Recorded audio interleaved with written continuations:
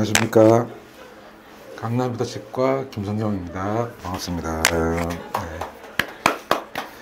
오늘은 앞니 임플란트에 대해서 얘기해 보려고 그래요. 앞니는 어금니랑 좀 더 까다롭거든요, 치료하기가. 왜냐면 가장 큰 이유는 이제 아주 잘 보이는 부분이기 때문에 이제 그런 거죠.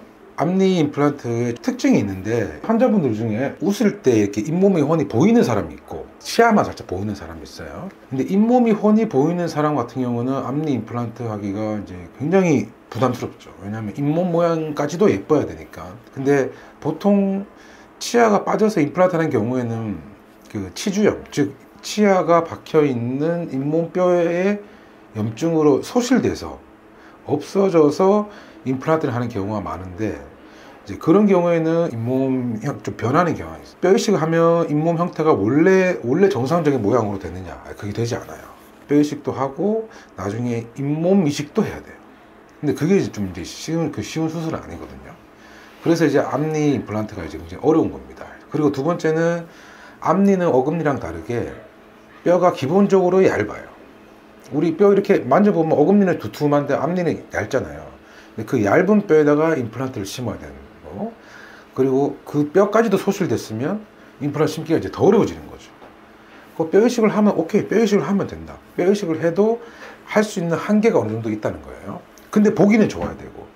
그러니까 이제 앞니 임플란트가 굉장히 이제 어려워지는 겁니다. 앞니 임플란트에서 제일 중요한 게 뭐냐고 저한테 누가 물어보면, 저는 첫 번째는 식립 위치. 임플란트가 딱 심어지는 위치가 이 입술 쪽과 입천장 쪽에 있으면 가운데에서 약간 입천장 쪽에 심어지는 게 좋은데, 근데 그 위치를 잡기가 굉장히 어렵죠. 그리고 이제 두 번째는 잇몸뼈가 기본적으로 얇기 때문에 잇몸뼈를 이식을 아주 잘 해줘야 돼요.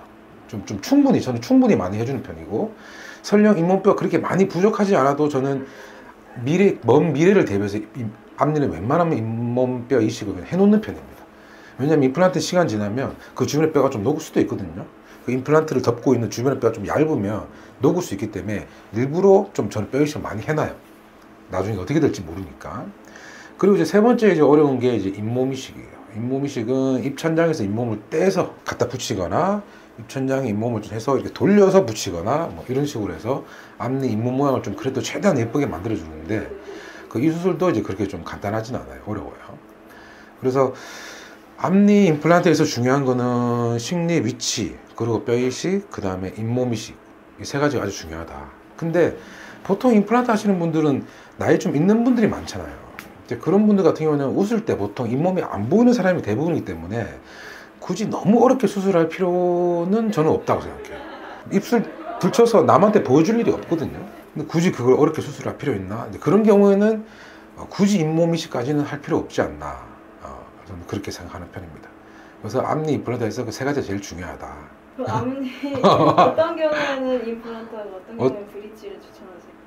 잇몸뼈가 너무 없어서 임플란트 심기가 너무 어려우면 브릿지를 해야겠죠. 어쩔 수 없이.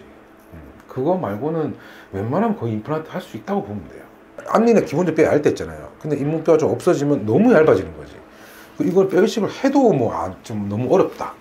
그러면 굳이 힘들게 임플란트를 안 하고 브릿지를 하는 게 더 나을 수 있죠. 네, 지금까지 강남부터 치과 김성경이었습니다. 감사합니다.